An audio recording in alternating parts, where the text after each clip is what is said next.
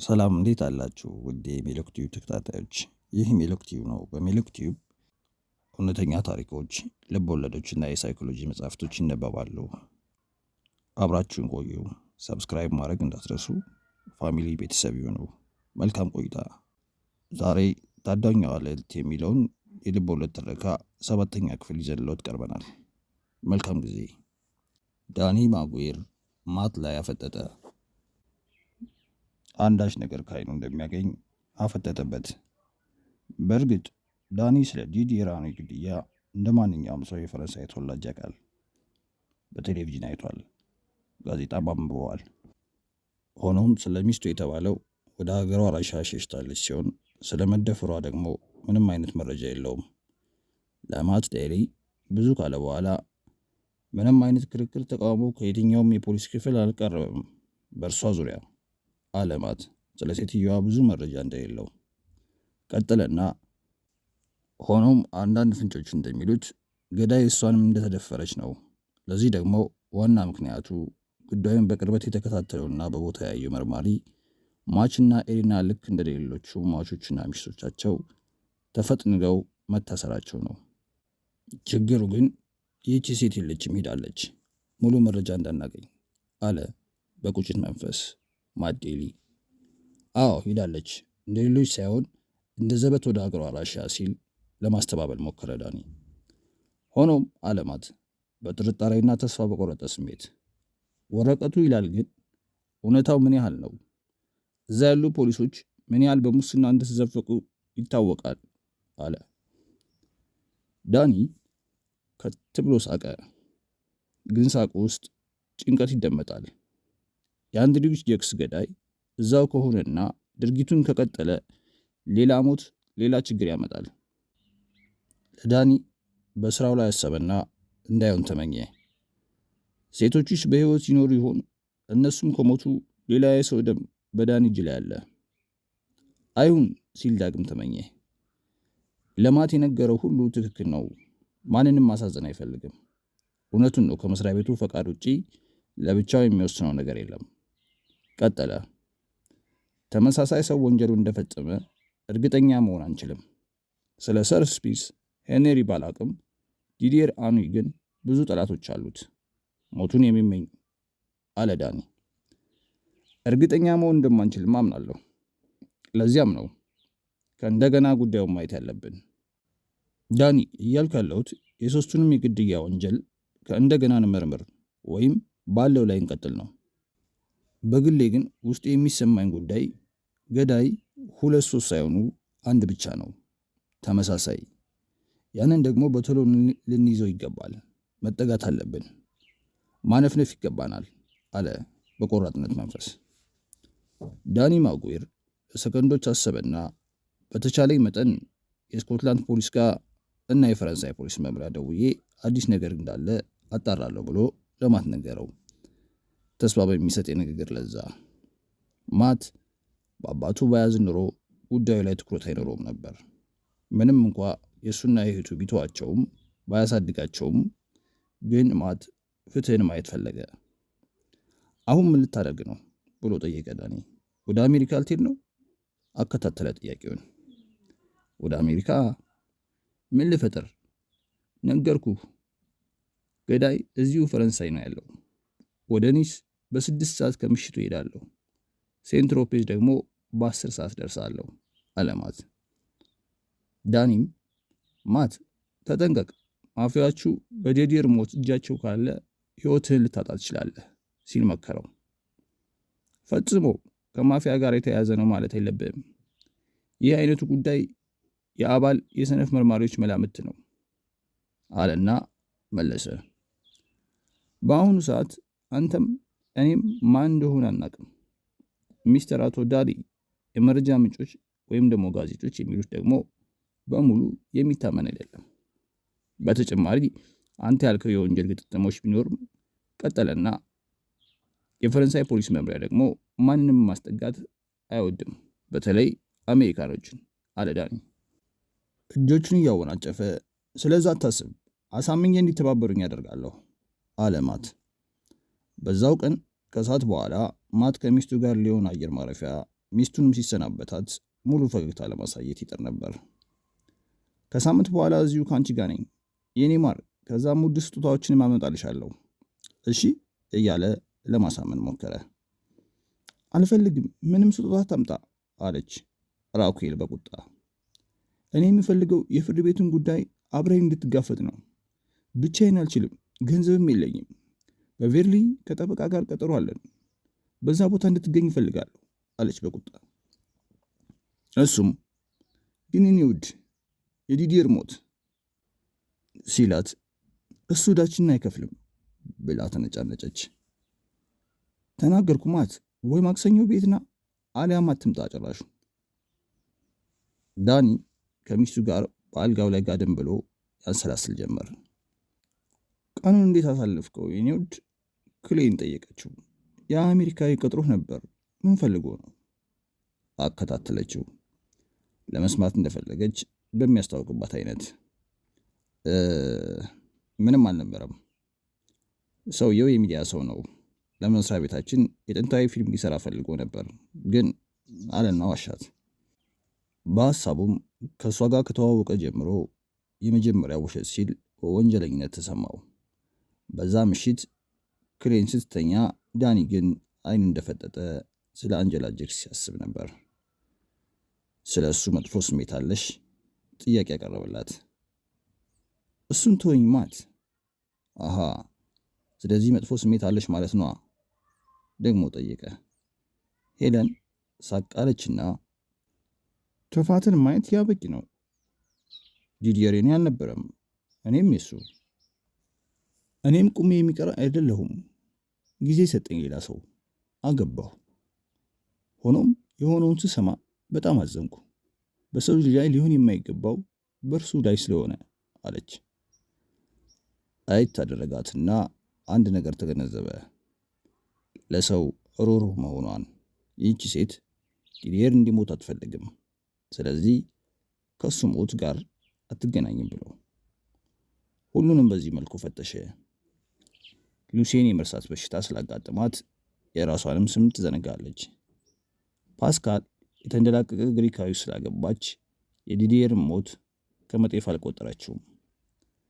ካሚል አራተኛ የዲዲየር ሚስት ከሉክ ጋር ጥሩ ኑሮ ይኖራሉ። ማትም ስለ ዲዲየር ሊያናገራት ሲሞክር መበሳጨቷን በግልጽ አሳየችው። ፖሊሶች እንዳሉት ማት ሳይሆን አባቷና ሰርፒስን የገደለ ሰው ዲዲየርንም እንደደገመው ውስጡን አሳምኗል። በጉዳዩ ዙሪያ ሌላዋ ሊያናገራት የሚፈልጋት ሴት ፖሊስ እንደሚለው ሀገሯ መረጃ ለፖሊስ ከሰጠች በኋላ ሀገሯ ገብታለች። ሆኖም ማንም እርግጠኛ መሆን ያልቻለው ማንነቷ አለመታወቁና በእርግጥ ሄዳለች የሚለው ታማኝነቱ ላይ ነው። የአካባቢው የፖሊስ አባላት በጉዳዩ ዙሪያ ማትን ለማነጋገር ፈቃደኛ ባይሆኑም ከነሱ ውስጥ አንድ ሰው ብቻ ነበር ፈቃደኝነቱን የገለጸለት። በሴንት ትሮፔዝ ወደብ ካሉ ቤቶች ሁሉ ካፌ ሊሪጎ መታየት ያለበት ስፍራ ነው። ቡናን ፉት እያሉ ወጪ ወራጁን ወደቡን መመልከት ደግሞ ለሰዎቹ ወይም ለነዋሪዎቹና ወገኝተኝነትን ያሳያል። በሌሎቹ ካፌዎች መቀመጥ ምናልባትም በስራ ላይ ህመምን እንደመቀስቀስ ይቆጠራል፣ ምክንያቱም ወንበራቸው ስለማይመች። ሉሲያንዲ የዲዲየር ጠበቃ ማትን ሲያየው ወዲያውኑ አወቀው። ከዚህ በፊት ስለተገናኙ ሳይሆን በአሜሪካዊነቱ አዲስ መጤ በመሆኑና ቀጠሮ በማስያዙ ከዲዲየር ሚስቶች ባገኘው የስልክ አድራሻ መጠቀም። አቶ ማት አለ ሉሲያን። አመሰግናለሁ መለሰ ማት ስላገኘው በመደሰት። ማት ወደ ሄለን ማርኩን መስኮት አሻግሮ አየና በእውን መሆኑን በመጠራጠር ምናልባትም በተረት መጽሐፍ ውስጥ ታሪኩ ያውቅ እንደነበር ለአእምሮ ሹክ አለ። ቤቱ ብቻ ሳይሆን ከተማዋ ውብ ነች። መንገዷ ከኮብልስቶን የተሸፈነ ሲሆን በመንገዱ ዳርና ዳር ተንከባካቢ አትክልተኛ የሌሎችን ዛፍ ይታያሉ። የቤቶቹም አሰራር በባህላዊ የቤት አሰራር የተሞላ ነው። ማትም ሁሉንም ከቃኘ በኋላ ለፊልም ስራ የተዘጋጀች ትንሽ ከተማ ሲል አሰበ። ከዛሬ 20 ዓመት በፊት ሄለን የአካባቢው ቆንጆ ነበረች። አሁንም ቁንጅናዋ አለ። በአምሳዎቹ ዕድሜዋ ምን ቀረሽ የማትባል ቆንጆ እንደሆነች የኤስ ሰዎች የዕለት ተዕለት ወሬ ነው። ከዲዲር ከተለየች በኋላ 2 ባሎችን ማግባቷ ደግሞ ተፈላጊነቷን ያጎላል። ልረዳህ አልችልም ማት። እንግሊዝኛ የተዋጣላት ነበር። ቅልጥፍጥፍ ያለ። ሞቱንም እንደ ማንኛውም ሰው በጋዜጣ ላይ ነው ያየሁት አለች። ማት የራኬልን ማስጠንቀቂያ አሰበ። እነሆ በደቡባዊ ፈረንሳይ ግዛት 9 ቀን ስላለፈ ፍንጭ ይፈልጋል። ምናልባት መጠየቋ በወቅቱ መርማሪ የነበረው ግለሰብ ሐሳቧን በጽሑፍ አለመቀበል ይሆናል። ማት ለጠበቃው ስለመደፈሯ ያለመጥቀሱ የደንበኛው ደም ደመከል መሆኑና ኤርናና ሟች በገመድ መጠፍነጋቸውን በጣም እንዳሳዘነውና እንዳናደደው በቁጭት ተናገረ። ሆኖም መነገር የነበረበት ሚስጥር አለ፣ ግን ለዚህ አሜሪካዊ አይነግረውም። አረ ለማንም አይተነፍሰውም። አሜሪካዊው አንድ ዘዴ ተጠቀመ። ምናልባት የጠበቃውን ልብ የሚያሸፍት ያም ስለ ራሱ አባት ተመሳሳይ ሞት ማውቃት፣ አሟሟታቸውም ተመሳሳይ እንደሆነ መናገር። ስራውን ትቶ ዓለምን እየዞረ እንደሆነ አስረዳው። ምን ያህል ልረዳህ እንደምችል አላቅም። ሉሲያን ተነፈሰ። ማትም ከፖሊሶቹ የተሻለ ትረዳኝ አትችልም አውቃለሁ፣ ሆኖም እነሱ ለጉዳዩ ቦታ አልሰጡትም አለ።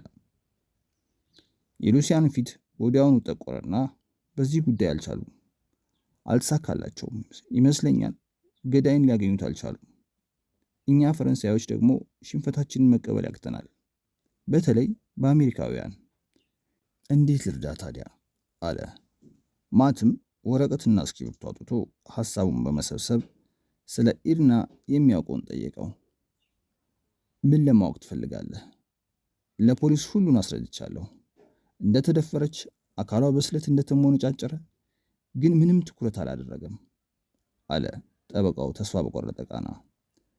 እኔ ትኩረት አደርጋለሁ፣ ማን እንደነበረች፣ አሁንስ ማን እንደሆነች፣ ለመፋታት እንደፈለገች አለና ንግግሩን ገታ አደረገ። ሉሲያን ጭንቅላቱን ነቀነቀ በመስማማት። እንዴት ነበረ ውስጣቸው ተራርቆ የነበረው? ማት ጠየቀ። ከመጠን በላይ መለሰ ጠበቃው። ለማለት የፈለግኩት ሁሉንም እንዳነጋገርኩት ሞቱን አይፈልጉም። ኢርናስ? ጠበቃው ከቡናው ፉት አለና በተሞክሮዬ ብዙ ሴቶች የባላቸውን ሞት ይፈልጋሉ፣ በአንድም በሌላ ምክንያት። ሆኖም እርግጠኛ የምሆንበት ጉዳይ ኢርና በባሏ ግድያ እንጂ እጁ የለበትም። የተደፈረችው የተሰቃየችው እጁን አወናጨፈ። ዳግም ላለማየት እንደሚመኝ ሁሉ ሰው አይደለም፣ አውሬ በማለት ዘገን ነው። ማት ፊቱን ሲያየው በጣም አዘነ። ውስጡ በግድያው በማዘኑ የደም ስሩ ሲገታተር እንዲረጋጋ በማሰብ ለደቂቃ ከንግግር ተቆጠበ። ባዛን ቀዳዳ ዲዲየር ጋብቻውን ሊያፈርስ ስለፈለገ ነበረ ወደ ቤቱ የሄዱት። በሆነ ነገር ከእርሷ ጋር አልተስማሙም። በእርግጥ ምክንያቱም ባላቅም አለና ንግግሩን ገታ አረገ። ስለ እሷ ቅድመ ታሪክ ታውቃለህ? ማት ጠየቀ። አላውቅም በእውነት መለሰ ጠበቃው። ራሻዊት ስትሆን የአካባቢው እንግዳ ነች። እኔ ያዩዋት በዛ ቀን ሲሆን የአካባቢው ሰው ደግሞ በጋብቻው በጣም ተገርመዋል። እንደው ስረዳ ዲዲየርንም ገንዘብ ፈላጊ አትመስለኝም። ያን ስል ሌሎችን ለማለት አይደለም። ሟች በህይወቱ በስተመጨረሻ የማይሆኑ ጓደኞችን አፈራ። ከማፊያዎቹ ጋር ተቆራኘ አለ ጠበቃው። ስለዚህ ሰምቻለሁ አለ ማት። ከነሱ ጋር ጨዋታ ከጀመረ ደግሞ እነርሱን ገለው ሚስቱን መድፈር ቀላል ተግባራቸው ነው። እንስሶች እንደሆኑ ማንም ያውቃል አለ ሉሲያን ጠበቃው። ወዲያው አንዲቱ አስተናጋጅ የማትን ጥሪ ሰምታ ወደ ተቀመጡበት ቦታ መጣች። እርሱም በፈረንሳይኛ ሊያነጋገራት በመሞከሩ ሳቀች። ሳትወድ አልቀረችም አለ ሉሲያን ወደ ልጅቷ አይኖች ተክሎ በፈገግታ። እውነት አለ ማት አትኩሮ እያያት። ለምን አትጠይቃትም? ደገመ ሉሲያን። አልችልም፣ አግብቻለሁ መለሰ። ፈረንሳዩ አስገረመው። የማት መልስ ቀጠል አደረገና የስርቆት እኮ ይጣፍጣል አለ ሳቅ እያለ። መጥፎ የህይወት ተሞክሮ አለና በሀሳቡ ለመጻፍ ቀጠል አደረገና ወደ ጉዳዩ ለመግባት ኤሪና ላይ ምን የተፈጸመ ይመስላል? ሌሎቹ ድካዎች አልተገኙም። ሉሲያን ንግግሩን ገታ አድርጎ አሰብ አደረገና መጥፎ ትዝታዎችን ለመሸሽ የተሰማሩ ይመስለኛል አለ። ኤሪና በዚህ መወቀስ የለባትም፣ የሰው ሀገር ሰው ነች ሲል ሀሳቡን ገለጸ። መልካም፣ ብሩን ይዛ ሄደች ብለህ ታስባለህ? ሲል ማት ጠየቀ።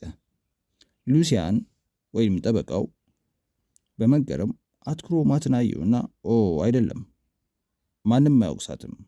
ከመሞቱ በፊት የእሷና የእሱን የጋራ ገንዘብ በባንክ በማውጣት ለግብረሰናይ ድርጅት ሰጥተዋለች። እንኳን የእሱን ልትነካ የራሷንም ሲል ንጹህነቷን በድጋሚ ገለጸ። ስላልከው ነገር እርግጠኛ ነህ ሲል ጠየቀው።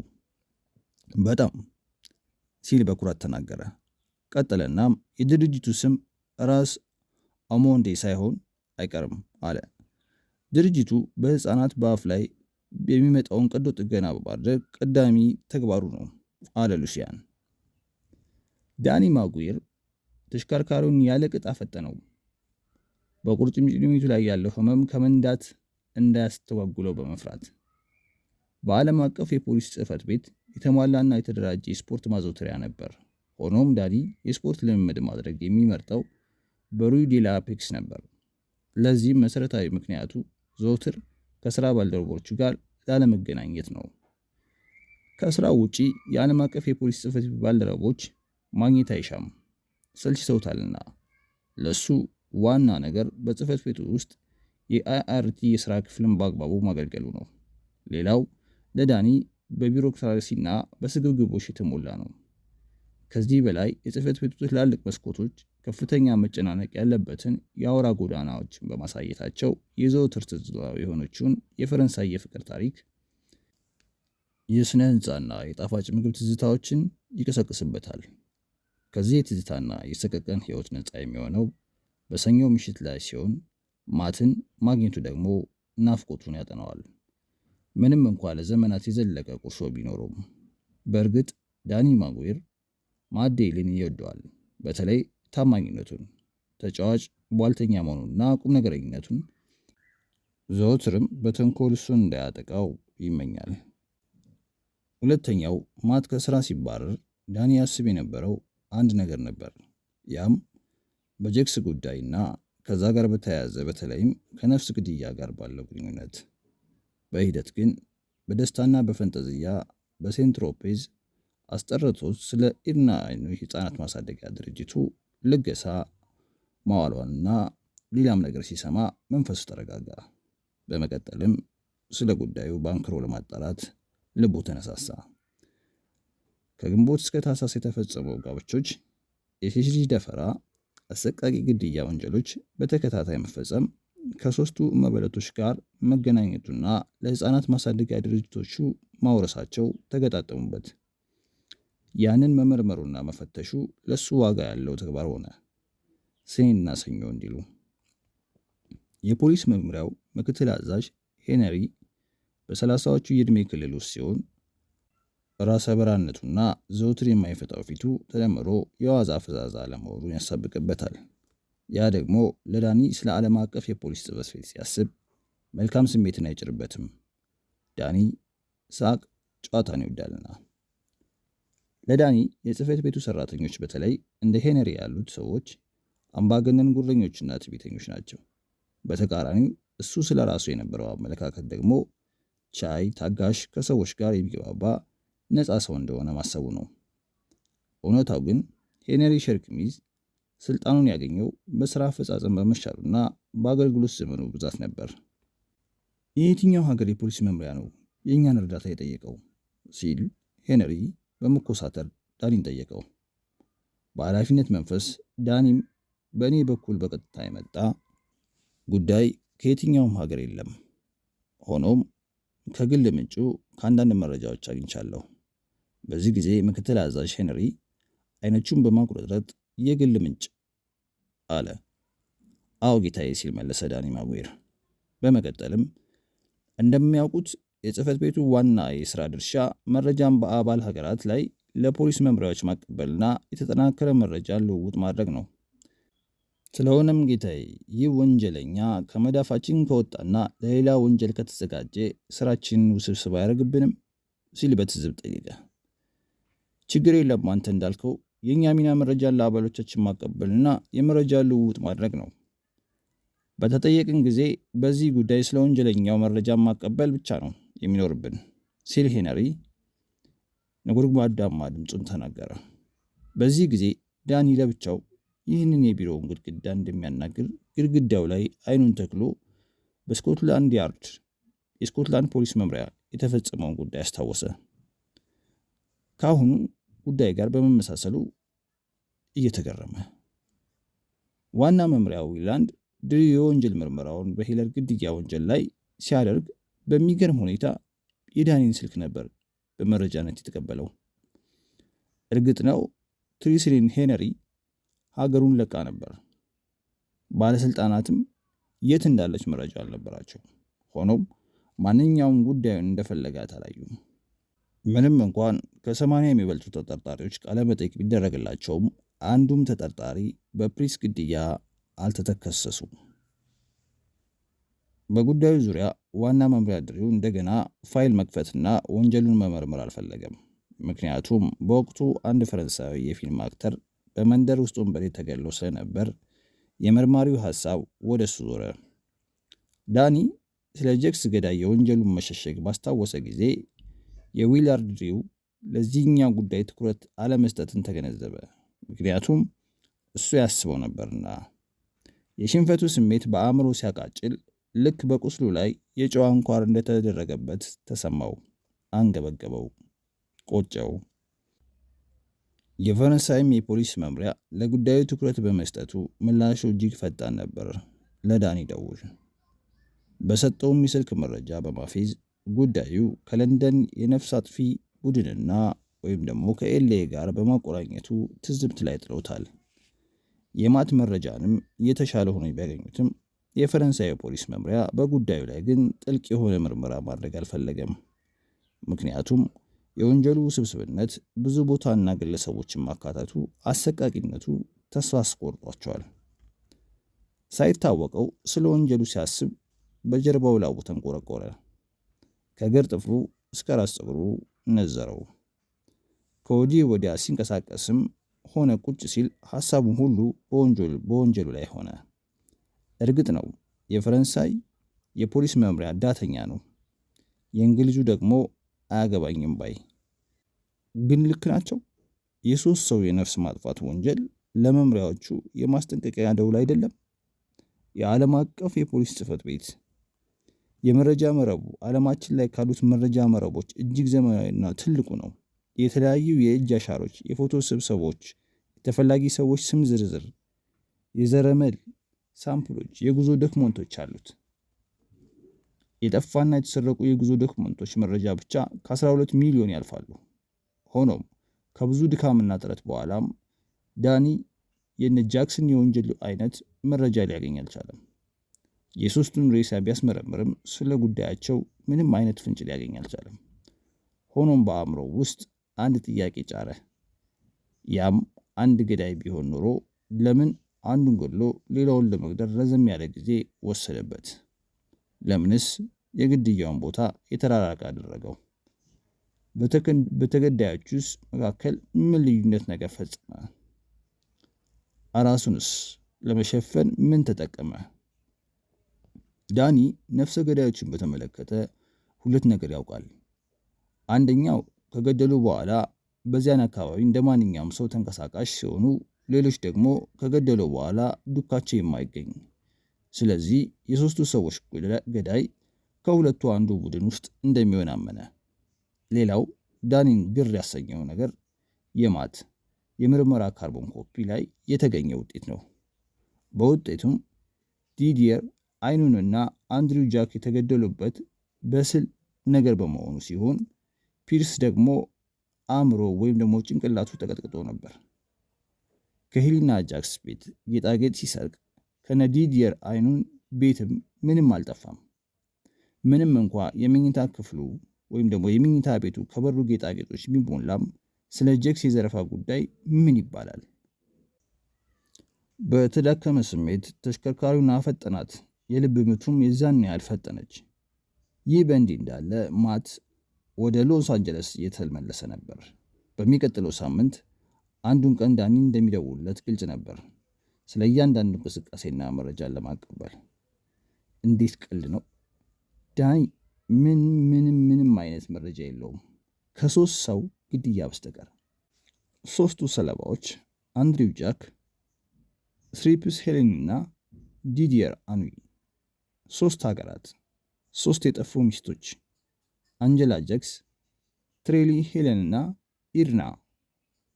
3 የክፍለ ዘመኑ ከባድ የወንጀለኞች ድል። በደመነፍስ በዳኒ ማጉዌር አእምሮ ውስጥ አንድ ነገር የተጠነሰሰ፣ ያም ከዚህ ወንጀል በስተጀርባ አንድ ሴት እንዳለች፣ በወሲብ ያበደች፣ ወሲብ የተጠማች። ግን ይህቺ ሴት ማን ልትሆን ትችላለች? መልስ ያጣለት ጥያቄ ነው። ስለ ሚስቱ ሴሊን ለጥቂት ደቂቃዎች አሰበ። ውስጡም ሲረበሽና ፍርሃት ሲሰጠው ተሰማው። ሚስቱ ላይ አንድ ነገር ቢደረግ ምንድን ነው የሚያደርገው? ምንም። ምን ያደርጋል? አያድርስ ነው እንጂ። የነዛ ውብ ቆነጃጅት መልክን በእዝነ ህሊናው እያንሰላሰለ በሐሳብ ባህር ሰጠመ። የአንጀላ ጄክስን፣ የትሪስንና የኢርናን ውበት፣ የተገደሉትን። ሎስ አንጀለስ፣ ለንደንና ሴንት ትሮፔዝ እንደሚሉት ገዳዮቻቸው ተሸሽጎ ይሆን ወይንስ እንደ ሟቾቹ እነሱም ሞተ ይሆን? ማት ዴሊ መኪናውን ወደ ዳር ለማቆም ሲያስጠጋ በማያውቀው ስሜት ውስጥ ገባ። እንደ ጎረምሳ ስሜታዊ ሲሆን ተሰማው። ልክ በአስራዎቹ የዕድሜ ክልል ውስጥ እንዳለ። ለ3 ሳምንታት ከሚስቱ ራኩኤል ተለይቶ ነበር። ከተጋቡ ለመጀመሪያ ጊዜ ይህንን ያክል ሲራራቁ። ስለሆነም ብስጭት አድርጎታል። እሷም እንደዛው። በተለይ የቤተሰቡ የህግ አማካሪ በጠራው ስብሰባ ላይ ማት ባለመገኘቱ ሚስቱ ራኩኤል ለባሏ በስልክ ይሁን በሌላ መገናኛ መስመር አንዴም አላገኘሁትም፣ እሱም ቢደውላትና ቢሮ ሊያገኛት ቢሞክርም ምላሽ ለመስጠት ፈቃደኛ አልነበረችም። ስለዚህ በትዳሩ ጉዳይ አንድ ነገር ለማድረግ ወሰነ። መስተካከል ያለበት ነገር እንዳለ፣ ለቀጣዩ ንጹህ ፍቅር። ለዘመናት ንቅያታለሁ ሲል አሰበ። ለግል ጠበቃቸው ልዩ ገጸ በረከት ብትሰጥም ለባሏ ያንን ባታደርግም ይህንን ዓለም አቀፋዊ የግድያ ታሪክ እንዴት መፍታት ይቻለዋል? ሐሳቡ ሁሉ ወደ ወንጀሉ አተኮረበት። እንዴት ይህን ወንጀል በእንጭጩ ማስቀረት ይቻላል? አዎ፣ ዳኒን መያዝ አለበት። ቀኝ እጁ መሆን እንደሚችል ተረዳ። ወንጀለኛውን ከያዘና ለፍርድ ካቀረበ ራኩኤልን ያስደስታታል፣ ደግሞም ያኮራታልም። ይህንንም የወንጀል ምርመራና የአዳኝ ታዳኝ ታሪክ በመጽሐፍ አሳትሞ ለሕዝብ ያቀርበዋል። ብልጽግናን አገኘ ማለት ነው። ሚስቱም በዚህ ያስደሰተ ማለት ነው። ጥሩ የሆነ ምኞትን ግን ብዙ ጊዜ እንደሚወስድበት ሲረዳ የማይወጣው ዳገት ሆነበት። ለማንኛውም ከሚስቱ ራኩኤል ጋር ጊዜውን ሰውቶ አብራት መሆን አለበት። አሁን ከሎስ አንጀለስ ተመልሷልና በሁለቱ መካከል የተፈጠረውን ክፍተት መድፈን ይችላል። የቤቱን በር ሲገፋው በጨለማ ተውጧል። ለካ ገና ነው ሲል አሰበ። አዎ፣ ከጥቂት ደቂቃዎች በኋላም ትመጣለች። ባለቤቱ ራኩኤል እስክትመጣም አንድ ነገር ለማድረግ ይችላል። ገላውን መታጠብና ልብሱን መቀያየር። የፈረንሳይ አየር መንገድ የኢኮኖሚ ክፍል የመጓጓዣ መቀመጫ ለረጅም ጊዜ በአየር ላይ ስለቆየ ጀርባውን አሳምሞታል። ወደ መኝታ ቤቱ በደረጃው ላይ ከወጣ በኋላ በሩን ከፍቶ ሲያይ ከመሄዱ በፊት እንደነበረ ነበር ያገኘው። ከሳምንታት ከዛ ክፍል መራቁን የቤቱ ሁኔታ ሹክ አለው። ዶክመንት ማስቀመጫ ቦርሳውን በጠረጴዛው ላይ እንደ ዘበት ወርወር አደረገውና ልብሱ ማወላለቅ ጀመረ። ከመቅስፈት የታሸገ ፖስታ ከጠረጴዛው ላይ የተቀመጠ አየ። ስሙ በፖስታው ላይ እንዳለ ሲረዳ የግዴታ ለማወቅ ቀርቦ ማየት ስለነበረበት ቀረብ ብሎ ላይ ሲል ከእጅ ጽሑፉ የላከለት ሰው ማን እንደሆነ ተገነዘበ። የማንም አልነበረም። የራኩኤል የሚስቱ የሚወዳት ሚስቱ ትልልቅና እንደዛ ጎልዛጎል ጎላ ያለ የእጅ ጽሑፍ ነበር። ምን ሊሆን? ውስጡ ቆም ብሎ ማንሰላሰል ቀጠለ። ሆዱ ሲገላበት፣ መንፈሱ ሲጨነቅ ተሰማው። አእምሮ ደግሞ መጥፎ ነገር እንዳያስበው ተወተው። ወዲያው እንኳን ወደ ሀገርህና ወደ ቤትህ በሰላም መጣህ የሚል የመልካም ሀሳብ መግለጫ ካርድ እንደሆነ አሰበ። ሆኖም የታሸገበትን ፖስታ ከፍቶ ሲያይ ያ እንዳልሆነ ተረዳ። በእርግጥ ጥርጣሬው ጥሩ ነበር። በአጋጣሚ ሆኖ የከሸፈ ተቀጣጣይና የሚፈነዳ ነገር ነበር። ማት ሳያስበው ኦ አምላኬ እኔንም እየተከታተሉኝ ነው አለ፣ ግርምት በሞላበት ስሜት። የሚስቱን የእጅ ጽሑፍ በጥርጣሬ አይኖቹ በከፊል ፊደል እያየ በቃ የእሱና የራጉኤል ነገር በዚሁ እንዳበቃ አወቀ። ፈተዋለች፣ ላትመጣ ሄዳለች። ወዲያው ያ የሳቅና የልፊያ የፍቅር ተምሳሌት የነበረው የሁለቱ ብርቅዬ ቤት ደስተኛ እንዳልነበረ ኦና መሆኑን ሲያይ ውስጡ ደማ። የሆነው ይሁን፣ ራሱን በአልኮል ወይም ማደንዘዣ አሊያም መርሳት ስላለበት ወይኑን መጠጣት ጀመረ። በመቀጠልም ሞቅ እንዲለው የራሻ ቮድካ ቀላቀለበት። ሰኔና ሰኞ እንዲሉ በአዲስ ዓመት ዋዜማ ራጉኤል ጥራው ሄደች። ተጽናና። ወዲያው ዋናው በር በተከታታይ ተንኳኳ። በጉዞው ሰውነቱ ቢዝልም የወሰደው የአልኮል ብርታት ስለሰጠው ከመኝታ ቤቱ በመውጣት ደረጃውን ዱብ ዱብ እያለ ወረደና በሩን ሲከፍት ኦ አንቺ ነሽ እንዴ ኬለር? አፍንጫዋን አሸታሸት በእጇ አደረገች። የአልኮሉ ሽታ በመጸየፍ ወንድሟ ማት ሲታይ በ10 ዓመት የሚበልጣት ይመስላል። ገርጀፍጀፍ ብሏል። ራጉኤል ትታኝ ሄደች አለማት። አውቃለሁ አለች ኬለር ቀድማ እንደምታውቅ ሁሉ። እኔ በምሰራበት አካባቢ ያልተከፈለ ደረሰኝ በማስቀመጥ አንተ እንድትከፍል ለሱፐርማርኬት ገንዘብ ተቀባይ ስትነግረው ሰምቻለሁ። ወዲያው ስታይን ድንጋጤና መረበትበት ጀመረች፣ ልክ ሴራ እንዳላት። ምን አባቴ ማድረግ አለብኝ? ተስፋ በቆረጠና በተቆራረጠ ድምፅ ጮኸ ለእህቱ። በጣም እወዳታለሁ፣ ካለሷ መኖር አልችልም አለ። ኦ አምላኬ አለች ኬለር ወደ መግቢያ አዳራሹ ገፋ እያደረገችው ወንድሟን። ማት ጥሩ ቁርስ እሰራልሃለሁ፣ ስለ ፈረንሳይ ታጫውተኛለህ። ምንድን ነው እሱ? አፍ ደግሞ ጋንጋን ይሸጣል። ብሩሽ አድርግና ሂድ አለች። ኬለር በእርግጥም ባለሙያ ነበረች። ጣት የሚያስቆረጥም ቁርስ ከቡና ጋር ስታቀርብለት ከደቂቃዎች በኋላ ተነቃቃ። ጥሩ ስሜትም ተሰማው። ኬለር እሷ እኮ ፍቹን ትፈልገዋለች፣ ንብረት ለመካፈልም ትፈልጋለች ከቢል በስተቀር። ያም እኔ አቅም እንደሌለኝ ስለምታውቅ የቁጠባ ደብተሬን ሳሳድ ካለኝ አካፍላታለሁ። በፌዝ ሳቅ። ምንድን ነው የማደርገው አምላኪ አለ። ኬለር እቃዎችን በማነሳሳት በሐሳብ ነጎደች። አንተ ምን ለራስህ አትሆንም? ቢሮ ትሄዳለህ፣ ስራን ትሰራለህ፣ ሰዎችን ትረዳለህ። በቃ ለራስህ አትሆንም። ምግብ እንኳን አብስለህ መብላት አትችልም። ከት ብሎ ሳቀ። ስራማ አለኝ፣ የፊልም ባለሙያ እያፌዘ ተናገረ። የኬለር ፊት ሳታውቀው ተቀያየረ።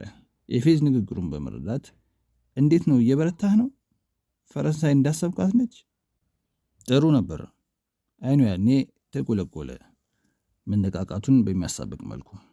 ከዳኒ ማጉዌር ጋር ያያያዘውን ቀጠሮ ለእህቱ በመንገር ስለ ዲዲየር አኒ የግድያ ሁኔታ መመሳሰሉን ቀጠለ። ኤሪና የባሏን የውርስ ሀብት ለእርዳታ ድርጅት መስጠት ከሌሎቹ ተገዳዮች ጋር መመሳሰሉ እያስገረመው፣ ኬለር አንድ ነገር ይሸተኛል፣ የእነዚህ ሰዎች ገዳይ አንድ ሰው ነው። ያም ወንጀለኛ የአባቴ ገዳይ መሆን አለበት። ያንን ደግሞ እርግጠኛ ነኝ። ዳኒ ምንም እንኳ እሱ ያለ ለማድረግ ቢፈራም አለ ንግግሩን ፈርጠም አድርጎ። ኬለር በተቆራረጠ ቋንቋ አንድሪው ጃክስ አባታችን አይደለም፣ ዳድ ግን አባታችን ነበር። ጃክስ ማለት ደግሞ ቅንዝራም በሀብቱ የሚመካ አስመሳይ ለድሃ ለጋስ ነው። ማት እንደኔ ሐሳብ ጃክ ላይ የተፈጸመው የግድያ ወንጀል ከስራው ተገቢ ነው አለች። የዕቃ ማጠቢያ ማሽኑን በመጫን የሚያመጣው ድምፅ ቤቱን እያናወጠው፣ ምናልባትም የሌሎች ተገዳዮች ጉዳይ ተመሳሳይ ሳይኖሩ አይቀርም። አንተ ግን ይሄው የሰው ጉዳይን በመያዝ ስለ ራስህ ህይወት መኖሩን ዝነጋ። በዚህም እናታችን ተበሳጭታለች፣ እኔም እንደዚሁ። ይሄው ምንም የለህም ወንድሜ፣ ይሄ ስለ ሰው መኖርህን ትተህ ስለ ራስህ ኑር። መኖር አትጀምርም። ሚስትህን አጣ። ስራ ስትል እሷን በመተው ሌሎቹን የፖሊስ ኃይሎችም የሉም። ዓለም አቀፍ የፖሊስ ኃይሉስ መፍታት ያልቻለውን አንተ ብቻህን ምን ልታመጣ ነው? ታምር ልክ እንደ ኢየሱስ አለች በንዴት። እኔ ከነሱ ስነጻጸር በጣም ይበልጡኛል ማት በለሆሳስ ተናገረ። እህቱ ምን እንደምትል አይኗን እያየ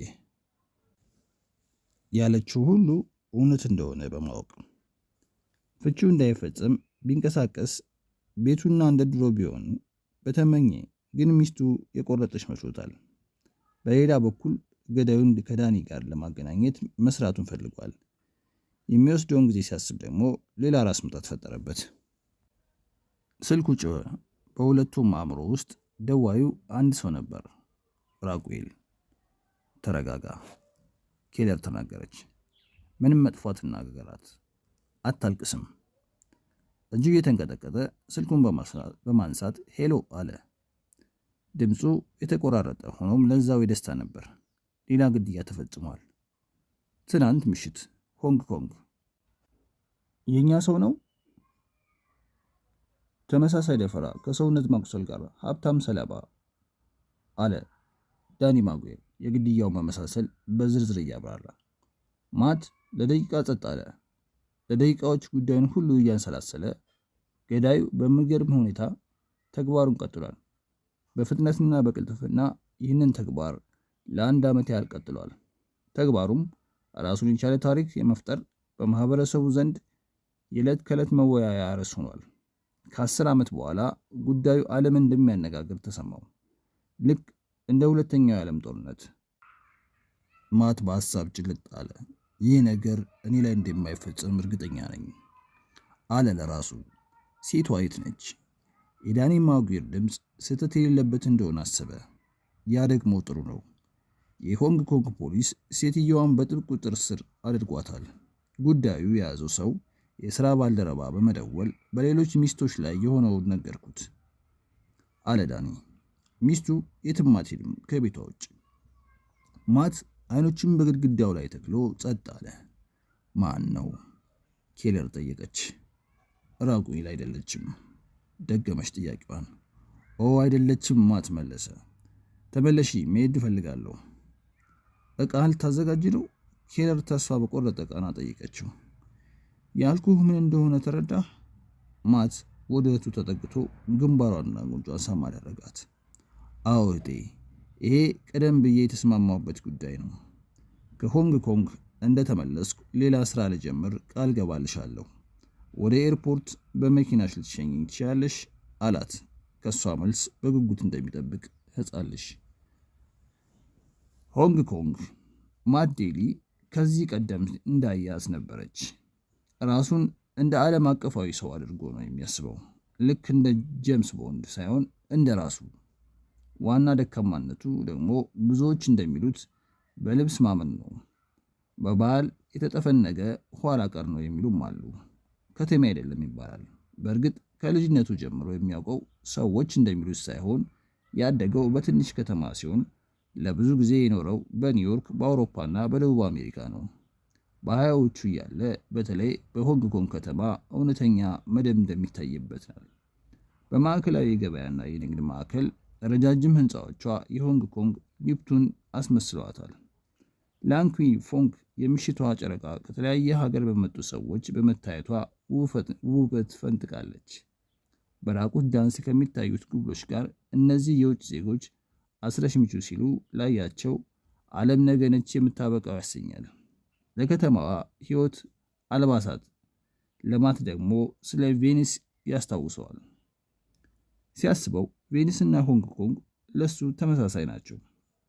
መናፈሻዎቹን አስተውሎ ላየው የካርቶን ላይ ምስል እንጂ እውነተኛ ሳር አይመስልም።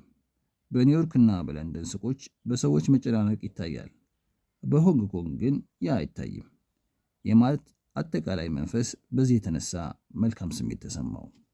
የድምፁ እርጋታ፣ የሰዎች ለስራ ያላቸው ጥድፊያና የመብራቶቹ ድምቀትና የቀናት ርዝማኔው ለእርሱ ልዩ እርካታን ይሰጠዋል። ኒውዮርክን ያስረሳዋል። ሆንግ ኮንግን ደግሞ በሕይወት ያለች የማታንቀላፋ ከተማ አድርጎ ይቆጥራታል። ሆኖም ይህንን ማሰብ የጀመረው ከሳምንት በኋላ ነው፣ ከተማዋን በደንብ ከጎበኘ በኋላ። ያ ግን ለሱ ምንም ማለት አልነበረም። በእርግጥም ለመዝናናት እንዳልመጣ ሊያስብና ለስራ እንደመጣ ሊያስታውስ ስለ ከተማው መዋብ ወይም አለመዋብ ማሰቡን ያቆማል። ዳኒ በዓለም አቀፍ የኢንተርፖል ጽሕፈት ቤት ስራውን በተቀላጠፈ መልኩ እያከናወነ ነው። በሆንግ ኮንግ ያለውን የቻይና ፖሊስ መምሪያ ጽሕፈት ቤት ለመርዳት ግን ጽሕፈት ቤቱና ፖሊስ መምሪያው የሚያደርጉት የመረጃ ልውውጥ በጣም አናሳ ነው። ምንም አይነት የጋራ ኮሚቴ አልተቋቋመም። ሆኖም ዳኒ ለነገሩ ትኩረት የሰጠ ይመስላል። ከመጀመሪያው ጀምሮ ለግድያ ወንጀሎች ትኩረት በመስጠቱ የማት በሆንግ ኮንግ መገኘት ከሟች ሚስት ከመበለቷ ሊዛ ባርጊ ጋር ለመገናኘትና የተገናኘውን መረጃ ለመሰብሰብ በመቀጠልም የተገኘውን ሐሳብ ለዳኒ ለማቀበል ፈጽሞ ከሁለቱ ውጭ ሌላ ሳያውቀው ጥሩ ነው።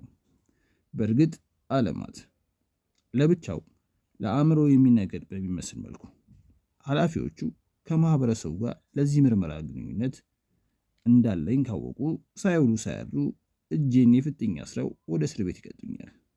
ስለሆነም የእህቱን የኬዳርን ራስን ጠብቅ ምክር ወደ ጎን በመተው ለሆንግ ኮንግ ጉዞ ራሱን አዘጋጀ። እውነቱን የማውጣት ቁጭቱ ከቀን ቀን እየጨመረ እስካሁን ድረስ ግን እውነትን የማውጣት ተስፋው እውነት ሲሆን አላየም። ነገሮች ሁሉ ጭልምልም ብለዋል። ከሊዛ ባሪንግ ጋር ሊደረግ የታሰበው ግንኙነት አልተሳካም። ስለ ባሏ የማይመለስ ባርኒንግ የግድያ ወንጀልና ስለ ወጣት የወሲብ አጋሩ የወሲብ ጥቃትም በከተማ በሚገኙ ጋዜጦች የዕለት ከዕለት መነጋገሪያ ሆኗል። ሆኖም ሁሉም የመገናኛ ብዙሃን ጥማት አንድና አንድ ነበር። ያም በጉዳዩ ላይ ሙሉ መረጃ ማግኘት። የሆንግ ኮንግ ፖሊስን መረጃ ለማግኘት ለቋመጠው የከተማዋ ነዋሪ መረጃ ለመስጠት አልከጀለም። ማይልስና ሊዛ ከጋዜጠኞች ጋር ለነበራት ለመገናኘት በቀላሉ ስለሞተው ባሏ መረጃ ለመስጠት የተዘጋጀች አትመስልም። በጋይኮን አውራ ጎዳና በሚገኘው የንግሥት ኤልዛቤት ሆስፒታል በምቾት በመቀመጥ ምንም አይነት መረጃ ለመስጠት ፈቃደኝነቷን አላሳየችም። ከጋዜጠኞች እይታ ለመሰወር ደግሞ የዓለም አቀፉ የፖሊስ ጽሕፈት ቤት የሆስፒታሉን አጥር ከቦታል። ስለሆነም ማንም ደፍሮ ሊያገኛት አልከጀለም። ማንም የበሽተኛ ጠያቂ ተላላኪዎችና የሆስፒታሉ ሰራተኞች ወደ ግቢው ሲገቡ ከወትሮ በበለጠ መልኩ ፍተሻ ይደረግባቸዋል። ለወይዘሮ ሊዛ ሁለት ጎብኚዎች ሲፈቀድላት አንደኛው የግል ዶክተሯ ሲሆን ሌላኛው ደግሞ የአካባቢው የምርመራ ጓድ ቻይናዊ ሊሆን ነበር። በቀጥታ ከዳኒ ማጉዌር ጋር ወደ ዓለም አቀፉ የፖሊስ ጽሕፈት ቤት በመደወል ባለመቻሉ እየተቆጨ ወደ ጽሕፈት ቤቱ ደውሎ አጠቃላይ መረጃ ለማግኘት ሞከረ። እርሱንም እንደ ዜና ዘጋቢ በማድረግ ለ60 ደቂቃዎች ከሊዮ ጋር በምርመራውና በውጤቱ ዙሪያ ቃለ ምልልስ አደረገ። ማት በእርግጥ ማት ራሱን የአሜሪካና የፖለቲካ ዲፕሎማት አድርጎ ነበር የሚያው። ሀገሩም የዜጎችን ደህንነት እንዲቃኝ የላከችው፣ በሌላ በኩል ደግሞ የህግ ባለሙያ ወይዘሮ ባሪካ ብቻ የምትፈርምበት ወረቀትን በእጁ አስገባ። ሆኖም የሆስፒታሉ መልስ አንድ ብቻ ነበር፣ ያም ማንንም አናስገባም የሚል። በእርግጥ ማት ዘወትር በእንግዳ መቀበያ ውስጥ ይቀመጣል። ሆኖም አንዲት ግራጫ ቀለም የተቀባች መኪና ማቆሚያው አካባቢ ስታንጃብብ የሆስፒታሉ የጥበቃ ጓዶች ቦታውን እንዲለቅ ይጠይቁታል። ይህንንም ጉዳይ ለዳኒ ከአንዴም ሁለቴ ሶስት ያጫውቱታል። ቻይናዎቹ እየተከታተሉኝ ነው ብለህ አታስባለህ? በእርግጥ ሊሆን ይችላል፣ ለምን እንደሆነ ባላቅም አለ ዳኒ ማት። ተጠንቀቅ ማት፣ ጉዳዩ እስካሁን እዚያው ሊሆን ይችላል። በቀጣይ ደግሞ ሊዛ ባንግሪን አግኝቶ እንደሌሎቹ ጭዳ እስከሚያደርጋት። ሴቶች በሕይወት እንዲቆዩ ያደረገው ለዘዴው ነው ትላለህ? አዎ ሊሆን ይችላል። ምናልባትም ሴቶችን ከመኖሪያ ቤታቸው በማሸሽና ለገዳዩ ተግባር ሁኔታዎቹን በሚያመቻቸው ሰው ሊኖር ይችላል። በዚህ ሐሳብ ማት ሊያምን አልቻለም። በሐሳቡም ሚስቶቻቸው እንዲሞቱ ከተመኘ ገዳዩ ለምን ያኔኑ ወዲያውኑ ለምን አልገደላቸውም? ለምንስ ሁለቱ ግድያዎቹ ለየብቻ ተፈጸሙ? ምናልባት ለገዳዩ ይህ አያስቸግር ይሆናል፣ ግን ካዝናናው ደግሞ አይታወቅም። ማት ተሸማቀቀ። ስለዚህ ነፍሰ ገዳዩ የማናውቀው ነገር አንድና አንድ ነው፣ ያም አደገኝነቱን። ያ ደግሞ አንተ ለሱ አደጋ እንደሆን ካወቀ ያጠፋል። ማት ንግግሩ እንዳበቃ መኪናውን ወደ ማሪየት አለ ወደሚባለው ትልቅ ሆቴል ነዳት። በመንገዱም ላይ ይከታተሉ እንደነበር የጠረጠረው ጥቁር መኪና ሳይታሰብ ተሰወረ።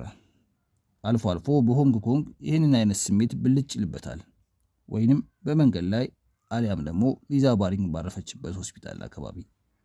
ሆኖም የተጣራ መረጃ ስለሌለው ለዳኒ ሪፖርት ማድረጉን አይፈልግም። አንዳንዴ የቀረውን የገንዘብ መጠን ያስብና ሊዛን አለማግኘቱን ሲሰማው ወደ ሀገሩ ለመመለስ ይመኛል። ሆኖም አንድ ቀን ኢሜይል አድሬሱን ሲፈትሽ ከዳኒ ማጉዌር መልእክት ደረሰው። እንዳየኸው ደምስሰው፣ ሊዮ ዛሬ ሲሆን የላከልኝ ለአንተ ደግሞ ፍንጭ ሰጣል ብዬ አስባለሁ። ቀጣዩ ቃል የማትን ልብ ምት ጨመረው። ያም ቃለ መሐላ ይላል። ሊዛ 5 ባሪንግ 1609-2006 የንግሥት ኤልሳቤጥ ሆስፒታል። ስሜ ሊዛ ባሪንግ ይባላል። የማይልስ ባሪንግ ባለቤት ነኝ። ከሟች ባለቤት ከማይልስ ባሪንግ ጋር በሞተበት ቀን ማለትም 04/09/2006 በ117 ፕሮፌክት ጎዳና ሆንግ ኮንግ አብረን ነበርን። ከዚህ በመቀጠል የሚሰጠው ቃል እውነተኛና የታመነ እንደሆነ በእግዚአብሔር ስም ቃል ገባለሁ። በዛን ምሽት እኔና ሟች ባለቤቴ እንደተለመደው በቤታችን ነበርን። ምግብ አብሳይዋ አኒታም ከኛ ጋር ስትሆን ጥሩ ጣዕም ያለው ዶሮና ሩዝ ሰርታ ራታችንን በላን። ከዛም የወይን ጠጅ ጠጣን። ሆኖም ማናችንም አልሰከርንም ነበር። ከዛም ደረጃውን በመውጣት ወደ መኝታ ክፍላችን ገባና የሲኤንኤን የቢዝነስ ዜና አየን። በመቀጠልም ፍቅርን ሰራን። ያም ካለቀ በኋላ መብራቱን በማጥፋት ከምሽቱ ወደ 10 ሰዓት ተኩል አካባቢ ሁለታችንም እንደ ወትሮ ተኛን። ነገር ግን ከሰዓታት በኋላ ስነቃ በእጁ ጩቤ የያዘ በማስክ ጭንብል ራሱን የሸፈነ ሰው በጉሮሮዬ ላይ ጩቤን ደቅኗል። ማይልስን ሳይ ወደ ራስጌያችን እጁን በመሰንዘር የድረሱልኝ ደውሉን ሊጫን ሲሞክር ሰውየው በጩኸት አቁም፣ አለበለዚያ ይህ ጩቤ ሚስት ጉሮሮ ውስጥ ይሰነቀራል አለው። ማይልስም እንዳለው አደረገ። በመቀጠል ያው ሰውዬ በገመድ ካሰረኝ በኋላ ወለሉ ላይ እንድቀመጥ አደረገ። ከዛም ምንም አይነት ድምፅ ብናሰማ እንደሚገለን አስጠነቀቀን። የዚህን ጊዜ ማይልስ ምን እንደሚፈልግ ጠየቀው። ሆኖም መልስ አልሰጠውም። ከዛ ይልቅ ወደ ማይልስ በመጠጋት ታገለው። ማይልስም ራሱን ለማዳን ጥረት አደረገ። ሆኖም ሰውየው በፍጥነት ማይልስን በጩቤ ወጋው። እኔ እንደ ጮህ አስታውሳለሁ። ማይልስ እንደ ጮኸ ግን ልብ አይልም። በተደጋጋሚ እንደተወጋ ግን ልብ ላለሁ። በጣም ብዙ ደም ይፈሰዋል። ከሰራተኞቻችን ውስጥ አንዷ እንደሰማች እርግጠኛ ነኝ። ሆኖም ማንም ሊመጣ አልደፈረም። ወደ ጉሮሮዬ ስመለስ ያው ሰው እየደፈረኝ ነበር። ጀርባውና ቁርጭምጭሚቱን በቢላዋ ቆርጦ ባለቤቴ ደሙ እንደ ጎርፍ እየወረደ በወለሉ ላይ ተኝቷል። ይሙት ይዳን እኔ አላውቅም። ከ5 ደቂቃ በኋላ ሰውየው ከላይ ላይ ተነሳ። የዘር ፍሬው ይውጣ እርግጠኛ አልነበርኩም። በመቀጠልም መሳሪያ አውጥቶ ሊገለኝ መስሎኝ ነበር። ያደረገው ግን ሌላ ነው። የባሌን ግንባር አንዴ በመምታት ሞቱን ሲያረጋግጥ ወደ እኔ አምጥቶት አጋደመው። ከዛም ሁለታችንን በገመድ አሰረና የኔን አፍ በፕላስቲክ ለጠፈው። የሚገርመው እኔንም ሆነ ባለቤቴን ምንም አይነት የገንዘብ ጥያቄ አልጠየቀንም። እቃም አላነሳም። ክፍሉን ከለቀቀ በኋላ እንዴት እንደሚወጣም የማውቀው ነገር የለኝም። ለ5 ሰዓታት ወለሉ ላይ የተዘረጋው። ከዛም ሰራተኛዬ ጆይስ በነጋታው ስትመጣ አየችን። ፖሊስም ጠራች። ከዚህ በመቀጠልም የምለው ሰውየውን ፈጽሞ የማላውቀው ሲሆን በድምፅ የሚሆን በአካል ከዚህ በፊት አላጋጠመኝም። የግል የደህንነት ሲስተማችንም በዛን ወቅት ከአገልግሎት ውጭ ሲሆን መቼና እንዴት እንደሆነ አላውቅም። ፊርማ ሊዛ ባሪንግ። ማት አረፍተ ነገሮችን በተደጋጋሚ ሲያያቸው ብዙ ጥያቄዎች በአእምሮ ተመላለሱ። ስለሆነም ሊዛ ካለችው ውስጥ ብዙ ሊቀበል አልቻለም። ለምን ከሰራተኞቹ አንዷ እንኳን ሰውየው ሲገባ አላየም፣ አልሰማም። አንድ ነጥብ ያዘ። በሰራተኞቹ ላይ እንዴትስ እጅግ በጣም ዘመናዊ የደህንነት መሳሪያ ማንም ሰው ከጥቅም ውጭ ሆነ? እንዴትስ ብልሁና አስተዋዩ የሰባዎቹ የዕድሜ ባለጸጋ ማይልስ ራስጌ ያለውን ደውል ከመንካት ይልቅ በአካል መሳሪያ ከያዘ ሰው ጋር ለመታገል ሞከረ። ሚስቱን ሰውየው ሲያስር ደውሉን መደወል ይችል ነበር። ሊዛ ባሪንግ እንዳለችው ሰውየው ድምፅ አልባ የሆነውን መሳሪያ ከመጠቀም ስለት መረጠ። ማት ጸለየ። የዛን ዕለት ሌሊት እንቅልፍ ባይኑ አላየም። የሆቴል አልጋው ላይ ተጋድሞ ጣሪያውን ያይ ነበር። አእምሮ ማሰቡን ባለማቆሙ ስለ ገዳዩ ሲያወጣ ሲያወርድ የመጣለት አንድ ነገር ብቻ ነበር፣ የማይጨበጥ ልክ እንደ ጥላ እውነተኛ ያልሆነ ሐሳብ ነው። አንዳንድ ልብ ወለድ መጻሕፍት ላይ ያለ ገጸ ባህሪ በእርግጥ ያ ሰው ወንጀል ለመደበቅ በሆነ ቦታ ላይ ራሱን ሊያዝናና ወይም ደግሞ ሊቆዝም ይችላል።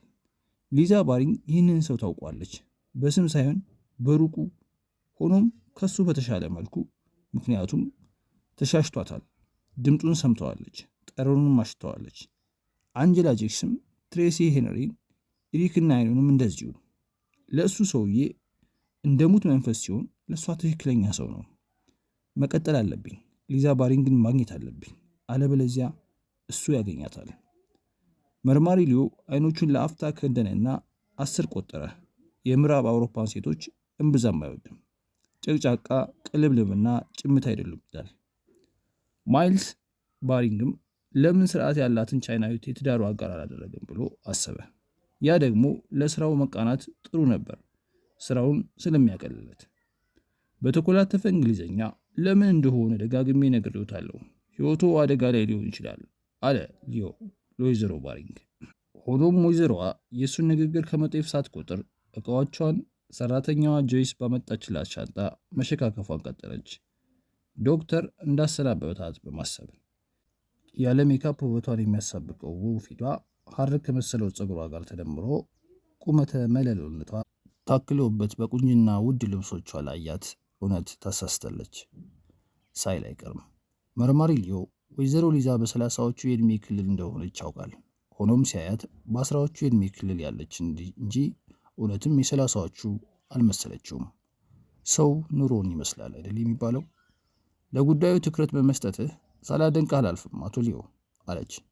ግን ዘወትር ሕይወቴን እንደ እስረኛ በፖሊስ የቅርብ ክትትል ውስጥ መከተት አልፈልግም።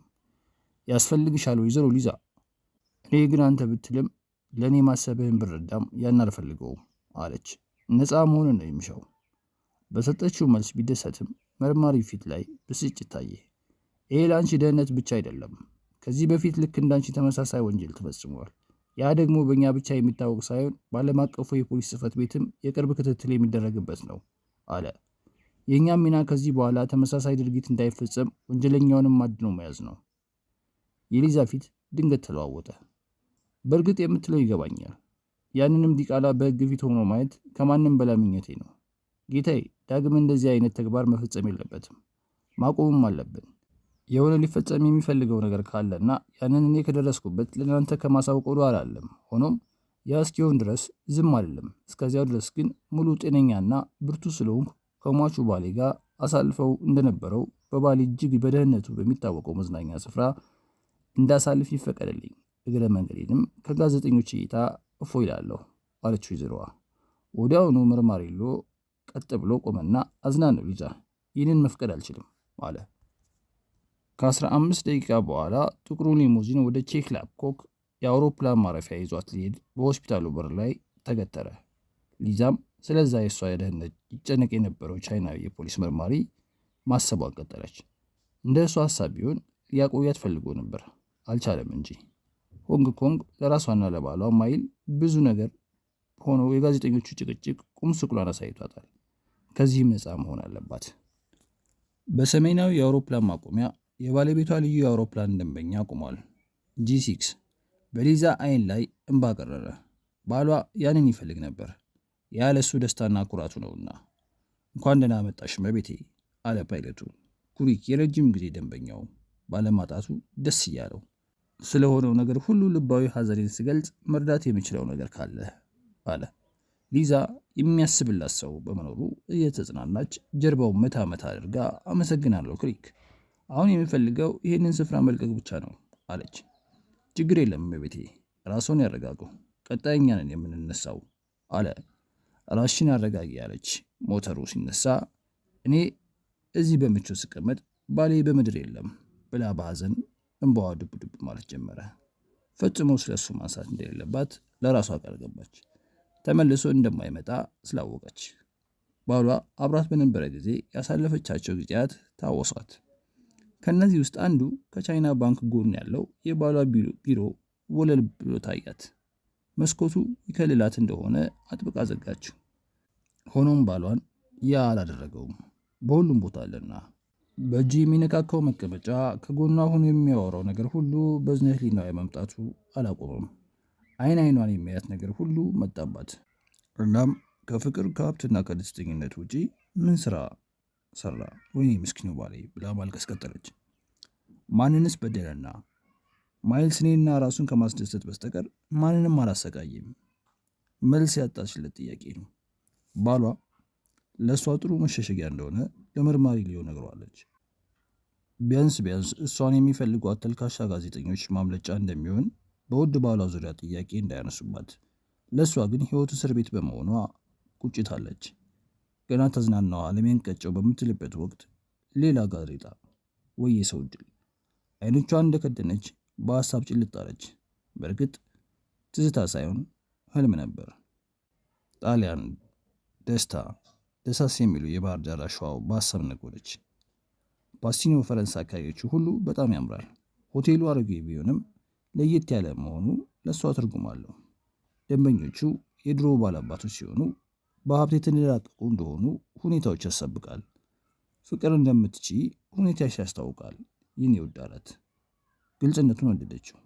ያሳለፈችውንም ጊዜ ያስታወሳት። በዛች ትንሽ ጭንቅላትሽ ምን እያውጠነጠሽ ነው ቆንጂት? ታምር ልትፈጥሪ እንደሆነ ይሰማኛል አለ።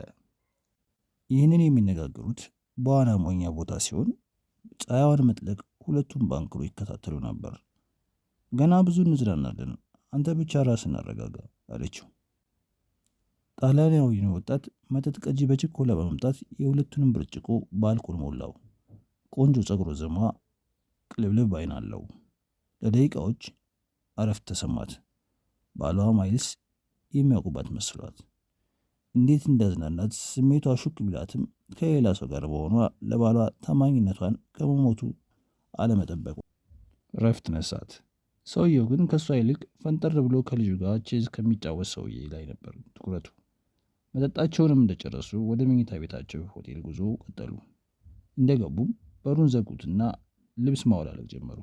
በመቀጠልም ያ መጠጥ ገጂ ለምንድን ነው እንደዛ ሲያይሽ የነበረው አለ ወደ እሷ ጠጋ ሲላት። ጸጉሯ በትከሻዋ ላይ በመነስነሱ ልዩ ስሜት ተሰማት። ምን እያልክ እንደሆነ አልገባኝም አለችው። ወደ አልጋው ገፉት። አትዋሽኝ፣ ትክ ብሎ ሲያይሽ ነው ልዩ ደስታ ተፈጥሮብሻል አይደለም እንዴ አላት። አረ በፍጹም አለች። እቅፍ አድርጓት ጥግ ላይ የነበረውን ሀብታም ሽማግሌ ምርጫሽ ነበር አይደል? ሀብታም ሽማግሌ ደገመው። አቁም፣ እኔ አንተን ብቻ ነው የምፈልገው። ነገሩን ለማርገብ ወደ እሷ በመጠጋት ገላዋን መዳበስ ጀመረ። ለወራት ያጣውን ገላ አንዴ ጭኗን፣ ፊቷን፣ ከንፈሯን ይመት ጀመረ።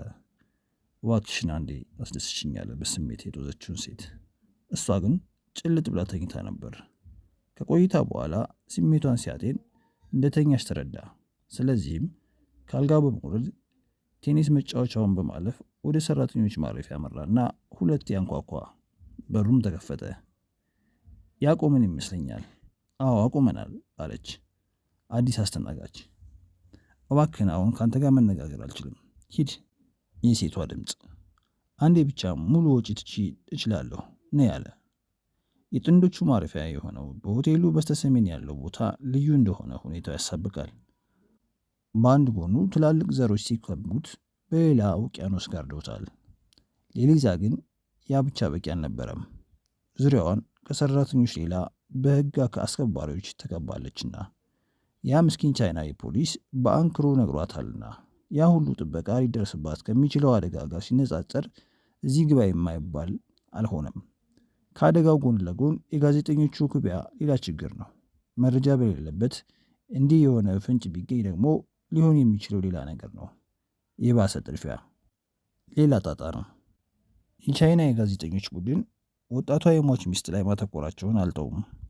በሞተ በማግስቱ ከግድያ ጎን ለጎን ስለ እርሷ ማብሰልሰሉን የሆንግ ኮንግ ነዋሪዎች ስራዬ ብለው ይዘውታል። ከተሞክሮዋ እንደምታውቀው ፓፓራዚዎች፣ አዳኝ ጋዜጠኞች በተቻላቸው መጠን የእሷን ምስል ይፈልጋሉ። ያ ደግሞ የመዝናኛ ስፍራ እንዳለች ያሳውቃል። ባሏን እንዳልቀበረችና ደንታ እንደሌላት የሚመሰክር ተግባር ነው። ይህንን ስታወጣ ስታወርድ አይድረስ የለ አመሻሹ ላይ ቪላዋ ደረሰች በድካም። ቅር ካልተሰኘህ ወደ መኝታዬ ልሄድ ነው አቶ ሃርኮስ። ምንም አይደለም እቤቴ፣ ጥቂት ቦቃት ወተት እዛው ይዤልዎት እመጣለሁ። ካርናልኮትም የመዝናኛ ቤቱ ባልደረባ ስትሆን ቁመቷ አጠር ያለና ክብ ፊት እንዲሁም እናታዊ ገጽታ አላት። ለተመለከታትም የካርቶን ላይ ምስል እንጂ ትክክለኛ ሰው ነች አትባልም። ሊዛ የምታደርግላትን ክብካቤ ስትመለከት እናቷ ትዝ አለቻት።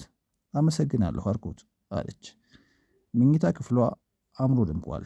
በእንጨት ላይ የተሳሉ ስዕሎች የክፍሉን ውበት ከውብ አልጋው ጋር አስውበውታል።